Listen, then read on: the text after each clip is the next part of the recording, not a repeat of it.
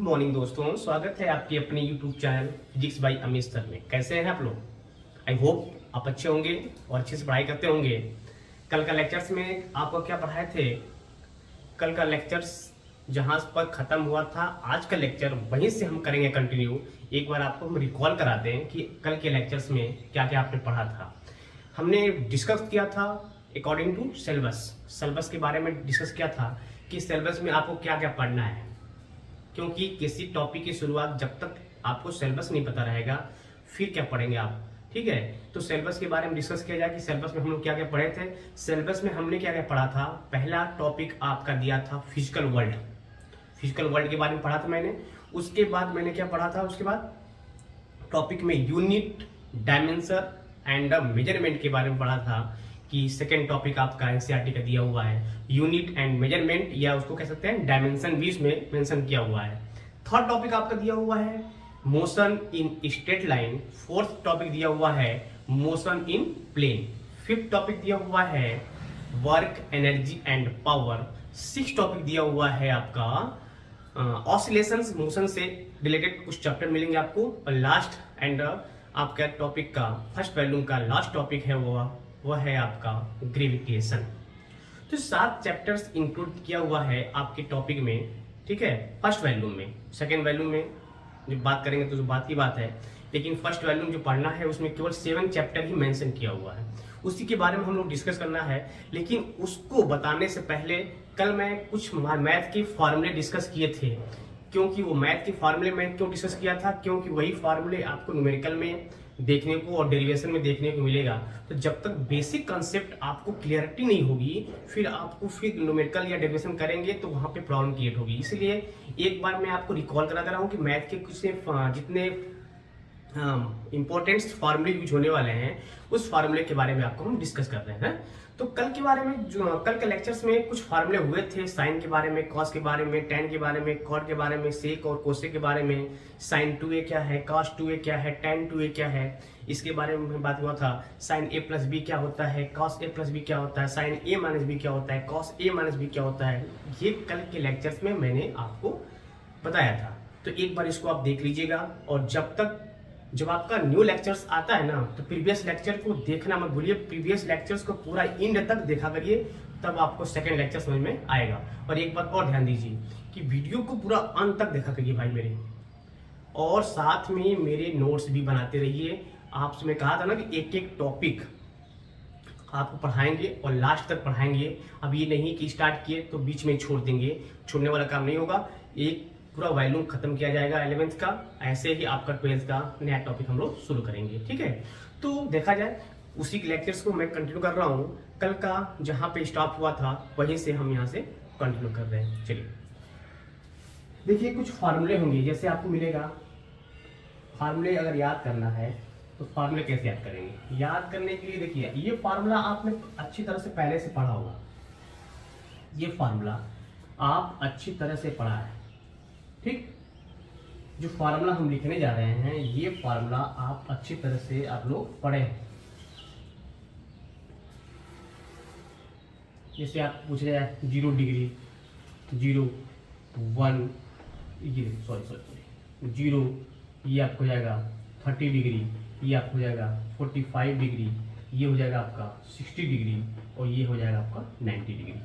सबको वैल्यू याद होगा। ये थीटा, ये साइन होगा, ये कॉस होगा और ये टेन होगा। यही मेन है, बाकी तो इसके अपोजिट होते हैं। ठीक, अगर साइन 0 की वैल्यू क्या होगी? साइन 0 वैल्यू क्या होगी? याद है तो बताएंगे। अगर नहीं याद है तो देखिए कैसे निकाला जाता है। साइन 0 की वैल्यू, साइन 30 की वैल्यू, साइन 45 की वैल्यू, कॉस 45 की वैल्यू, टेन 90 की वैल्यू पूछा जा सकता है आपसे। तो वैल्यू को निकाले कैसे हैं? देखिए, पहले कुछ नहीं करना, पहले यहाँ लिखिए आप लोग 0 1, आपको सिखा रहा हूं वैल्यू को निकाला कैसे जाता है। 4, ये लास्ट वाले डिजिट से सब में डिवाइड कर दीजिए। बहुत सिंपल है, लास्ट वाले डिजिट से सब में डिवाइड कर दीजिए। Okay, divide. चलिए, उसके बाद सबका रूट ले लीजिए। ठीक है, बिल्कुल आसानी तरीके से साइन की वैल्यू निकल जाएगा। अब बताओ 0 में किसी नंबर से डिवाइड करते हैं तो क्या आता है? अगर 0 में किसी नंबर से डिवाइड करते हैं तो क्या आता है? जीरो आता है। चलिए फिर जीरो हो जाएगा, 1 रूट से बाहर निकलेगा तो 1 हो जाएगा, और 4 रूट से बाहर निकलेगा तो 2 हो जाएगा। रूट 2 1 जब 2 2 2 जब 4 काट दीजिए, 1 ऊपर 1 बचेगा, ये रूट से बाहर तो निकलेगा नहीं, इसलिए रूट के अंदर हो जाएगा। ठीक है, रूट 3 ये तो रूट से बाहर नहीं निकलेगा, लेकिन 4 तो निकल जाएगा भैया, ये हो जाएगा आपका 2, ये कट जाएगा 1, ये आपका 1 हो जाएगा। बिल्कुल बेसिक है, ये पढ़े भी होंगे आप पहले से, इस बात तो नहीं कि नहीं पढ़े हैं, पढ़े हैं, लेकिन यहाँ पे आपको केयर करना है कि हाँ क्या क्या हम पढ़ रहे हैं, कैसे कैसे, बिल्कुल कंसंट्रेट होकर ध्यान से देखेंगे वीडियो को तो समझ में आएगा अच्छी तरह से। अब ये साइन की वैल्यू पता हो गया ना, इसको कन्वर्ट कर दीजिए, इधर से लिख दीजिए उल्टे से 1, ये हो जाएगा आपका रूट 3/2, ये 1 ये अपने ही प्लेस पे रहेगा, ये चेंज नहीं होगा, ये 1/2, ये हो जाएगा आपका 0, ये क्या आएगा इधर। अब एक रिलेशन आप पढ़े होंगे कि साइन में अगर हम कॉस से भाग देंगे तो ऑलवेज भी क्या आता है, tan, ये भी फार्मूला काम आएगा, ध्यान दीजिएगा, फार्मूला याद रहना चाहिए, तो ये भी फार्मूले इस्तेमाल होंगे, ये भी फार्मूले आपको याद रहना चाहिए। ठीक है, अब देखिए tan 0 में किसी भी नंबर से डिवाइड करते हैं तो क्या आता है, 0 आता है। ये इसमें डिवाइड करिए तो हो जाएगा आपका, अगर डिवाइड करोगे तो 1/√3 आ जाएगा, इसमें डिवाइड करोगे दोनों को, यहाँ 1 बचेगा, यहाँ डिवाइड करोगे 2 से 2 कट जाएगा, यहाँ √3 बचेगा, और यहाँ डिवाइड करोगे तो इनफाइनाइट आएगा। बाकी जो 3 की वैल्यू है, एक साइन कॉस tan पता हो गया ना, बाकी साइन का अपोजिट कोसेक होता है, कास का अपोजिट सेक होता है, और क्या tan का अपोजिट कॉट होता है। तो ये वैल्यू आपको उसी का अपोजिट कर देंगे तो नेक्स्ट वाला वैल्यू आपको अच्छी तरह से मिल जाएगा। ठीक है, तो हम ये अच्छी तरह से पता हो गया ना कैसे वैल्यू, अगर आपसे कोई पूछेगा sin 45 वैल्यू तुरंत बोलिए √1/√2। cos 90 की वैल्यू क्या होगी, देखिए cos 90 की वैल्यू क्या हो जाएगी, तो 0 हो जाएगी। sin 0 की वैल्यू क्या होगी, तो 0 हो जाएगी। ठीक, cos 0 की वैल्यू क्या होगी, 1 हो जाएगी, और tan 0 की वैल्यू क्या होगी, तो 0 होगा। tan 90 की वैल्यू क्या होगा, तो इनफाइनाइट हो, tan 90 वैल्यू क्या होगा, तो इनफाइनाइट होगा। तो ऐसे वैल्यू आप याद रहेगा तो बिल्कुल क्वेश्चन करने में प्रॉब्लम नहीं आएगी जो आप क्वेश्चन करने वाले होंगे। ठीक है, तो अब इसका स्क्रीनशॉट लीजिए।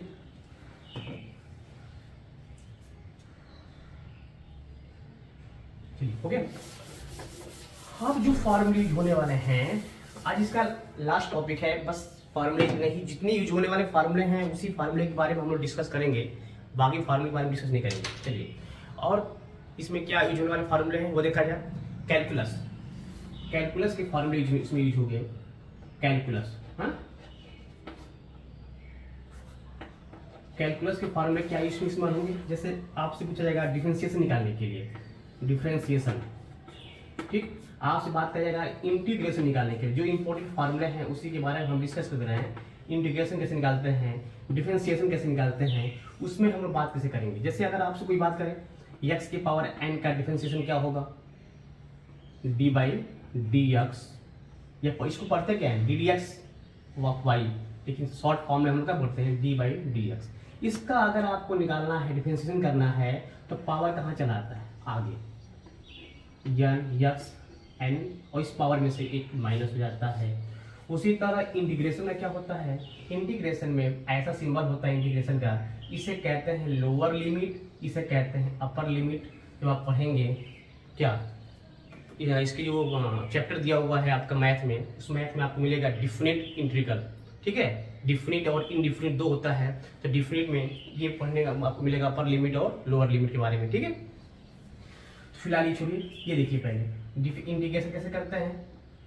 इसमें क्या होता है, इसमें पावर जो होता है आगे नहीं आता है, डिफरेंशिएशन में पावर आगे आता है, इंटीग्रेशन में पावर जुड़ता है, वही पावर कहाँ चलाता है, नीचे चलाता है। ये हो जाएगा आपका क्या, x के पावर n+1 अपान n+1 प्लस कॉन्स्टेंट में क्या लगाते हैं हम लोग c। ये हुआ इंटीग्रेशन, ये हुआ आपका डिफरेंशिएशन। जस्ट अपोजिट होता है डिफरेंशिएशन का, जस्ट अपोजिट क्या होता है, इंटीग्रेशन होता है। मेरे भाई ये बात समझ में आया होगा आपको, इसका जस्ट होता है अपोजिट। तो यही फार्मूले मेंशन करना है, यही सब फार्मूले आपको, अगर साइन x का मैक्सिमम आपको यही मिलेगा। हाँ, अब थोड़ा सा इसके बारे में डिस्कस कर लें कि इसे कहते हैं लोअर लिमिट, इसे कहते हैं अपर लिमिट। ठीक है, तो जब भी हम डिफरेंशिएशन इंटीग्रेशन करते हैं ना, इंटीग्रेशन करते समय एक बात ध्यान देते हैं, अगर मान लीजिए अगर हमको x के पावर 7 का इंटीग्रेशन करना है, ठीक, तो ये हो जाएगा क्या, इसमें एक पावर जुड़ जाएगा x के पावर 1 और यही पावर कहाँ चलाएगा, नीचे। बात समझ में आई कि नहीं? पावर हमेशा इंटीग्रेशन में जुड़ता है, वही पावर कहाँ चला आता है, नीचे। डिफरेंशिएशन में पावर आपका क्या होता है, आगे आता है और पावर में से एक घट जाता है। अगर मैं बात करूं x के पावर 7 का डिफरेंशिएशन क्या होगा, तो ये हो जाएगा आपका differentiation D by D x. पूछेगा आपसे पावर कहाँ चलाएगा, आगे, और इस पावर में से एक कम हो जाएगा। तो ऐसे आपको मिलेंगे। तो ये सब बेसिक कॉन्सेप्ट है, बेसिक मैथ में है, आपको ये सब पता रहना चाहिए, इसके फॉर्मूले पता रहना चाहिए। अगर फॉर्मूले पता है तो आपको डेरिवेशन करने में कोई दिक्कत नहीं आने वाली मेरे दोस्त। इसलिए पहले मैं इसको डिस्कस किया हूँ कि कैसे किसी का डिफरेंशिएशन कैसे करते हैं और कैसे किसी का इंटीग्रेशन कैसे करते हैं। बट अब ये सब तो आपको बेसिक पता हो गया। और भी फार्मूले हैं, लेकिन वो मैथ के फार्मूले हैं, जैसे साइन का क्या होगा, कॉस का क्या होगा, टेन का क्या होगा डिफरेंशिएशन, सेक का क्या होगा, कोसेक का क्या होगा, कॉट क्या होगा।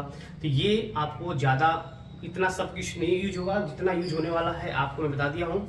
हाँ, लिमिट के बारे में थोड़ा जान लीजिए कि लिमिट कैसे निकालते हैं। मान लीजिए इसे कहते हैं लोअर लिमिट, इसे कहते हैं अपर लिमिट। अगर मान लीजिए जब भी आप करेंगे ना इंटीग्रेशन, तो जो भी पावर दिया रहेगा उसका पावर जुड़ जाएगा, वही पावर कहाँ चलाएगा, नीचे। जैसे मान लीजिए x के पावर n+1, पावर कहाँ चला आया, n+1। लिमिट क्या हो जाएगी आपकी a to b। ये है लोअर लिमिट, ये है अपर लिमिट। ठीक, पहले पुट करेंगे अपर लिमिट, फिर माइनस का सिंबल आया पुट करेंगे लोअर लिमिट। देखिए एक क्वेश्चन आप बता रहे हैं, इसको ध्यान देखिएगा। जैसे क्योंकि बार बार अगर पूछा जाता है क्वेश्चन आपके कि ये देखिए, मान लीजिए दे दिया गया x के पावर 5, ठीक, और लिमिट आपकी हो गई 2 to 4। इसे कहते हैं लोअर लिमिट, इसे कहते हैं अपर लिमिट, अपर लिमिट। ठीक, कैसे पुट करेंगे, यहाँ x हो तो dx होगा, ध्यान दीजिएगा, इसी के कंप्रेसिबल में होगा। यहाँ dx है तो x होगा, यहाँ y है तो dy होगा, यहाँ z है तो dz होगा। मेरी बात समझ में आ रही है ना? जैसे मान लो इसका करना है, कैसे करेंगे, ये पावर जुड़ जाएगा, x के पावर 1 जुड़ जाएगा, यही पावर कहाँ चलाएगा, नीचे। लिमिट आप रख देंगे, पहले रखेंगे लोअर लिमिट, बाद में रखेंगे अपर लिमिट। ये कांस्टेंट है, कांस्टेंट बाहर निकाल दीजिए आप, कांस्टेंट बाहर निकल गया, अंदर क्या बचेगा, x के पावर 6, ये हो जाएगा 2 to 4। अब हम लिमिट रखेंगे 1/6। लिमिट कैसे रखेंगे, ध्यान से देखिएगा, इन प्लेस ऑफ x के प्लेस पे रखेंगे 4, तो 4 का स्क्वायर 4 के पावर 6 हो जाएगा, और माइनस का सिंबल लगा के x के प्लेस पे रखेंगे 2, तो यहाँ हो जाएगा 2 के पावर 4। देखिए ये लिमिट, अब इसको सॉल्व कर लेंगे तो ये आपका हो जाएगा आंसर। इसे लिमिट रखने का यही तरीका होता है, क्योंकि आपको बार बार जब हम लोग करेंगे इसमें, एक है कि डेरिवेशन करना है कैलकुलस मेथड से मोशन की इक्वेशन का, तो वहाँ पे इसका इस्तेमाल करना मिलेगा आपको कि dt के फॉर्म में क्या होगा, ठीक, dx होगा या s आएगा तो s में क्या लेंगे, तो ऐसे भी आपको मिलेगा। ध्यान दीजिएगा, ये जो आपका ये प्रॉपर्टी है, यही रूल है, रूल यही है, इसी तरह से हम लोग क्या करेंगे, उसका डिफरेंशिएशन और इंटीग्रेशन करेंगे। प्रॉपर्टी वाली जो भी लिमिट आएगी आपकी, लोअर लिमिट और अपर लिमिट, पहले upper limit subtraction by lower limit करेंगे। ठीक है, तो ये तो कंफर्म हो गया ना, इसमें कोई डाउट तो नहीं ना है। चलिए अब देखा जाए इसके आगे अब क्या मिलेगा इसमें।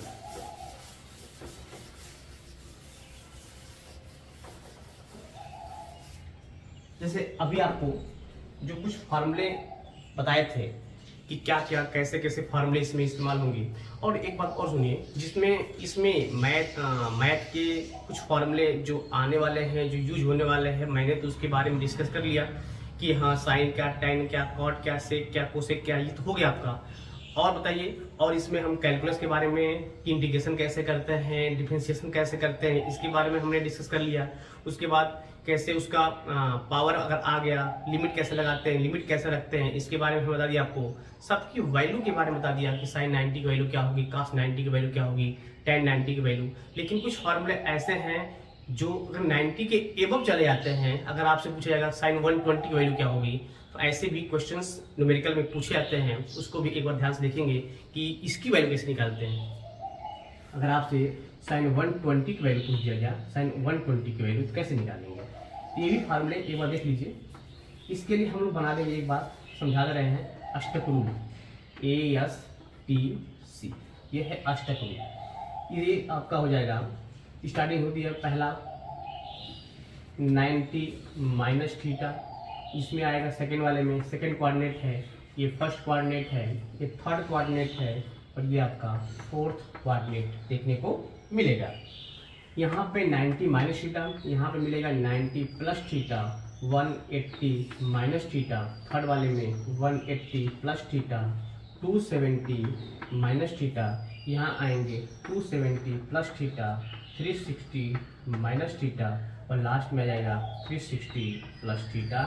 Is the first coordinate, is the second coordinate, third coordinate and the fourth coordinate. इस आपका अष्टक रूल है, ठीक है। ए का मतलब होता है ऑल पॉजिटिव, पहले वाले कोऑर्डिनेट में सब पॉजिटिव होंगे, चाहे साइन होगा, कॉस होगा, टेन होगा, सेक होगा, कोसेक होगा, कॉट होगा, सब पॉजिटिव होगा। सेकेंड वाले में केवल साइन पॉजिटिव होगा, थर्ड वाले में टेन पॉजिटिव होगा, और फोर्थ वाले में आपका क्या पॉजिटिव होगा, फोर्थ वाले में आपका कॉस पॉजिटिव होगा, ठीक है। तो ये मिलेंगे आपको, लेकिन हमको उतना नहीं पढ़ना है, बिल्कुल थोड़ा सा उसका मेन पॉइंट जहां से क्वेश्चन पूछे जाते हैं, जिस तरह से क्वेश्चन इसके बेस पे आते हैं, मुझे कुल उतना ही पढ़ना है। तो वो जानिए कैसे वैल्यू निकालते हैं। ये देखिए, पहले अगर हमको पढ़ना है कि साइन 120 की वैल्यू निकालना है, तो आपको फॉर्मूले मिलेंगे sine 90 minus theta, cos 90 minus theta, tan 90 minus theta, ठीक है। साइन 90 माइनस थीटा होता है कॉस थीटा। देखिए, पहले वाले कोऑर्डिनेट में जितने माइनस के साथ 90 के साथ जितने आएंगे और साथ में माइनस लगा रहेगा, तो उसमें वैल्यू क्या होगी, सभी के सभी वैल्यू पॉजिटिव होगी, नेगेटिव नहीं होगी, ध्यान दीजिएगा। और एक बात और ध्यान देना है कि अगर कभी भी 90 माइनस थीटा हो, प्लस थीटा हो, या 90 माइनस थीटा हो, इसमें साइन कन्वर्जन होता है, ठीक, फंक्शन का कन्वर्जन होता है। साइन कॉस में बदलता है, कॉस साइन में बदलता है, टेन कॉट में बदलता है, ठीक है।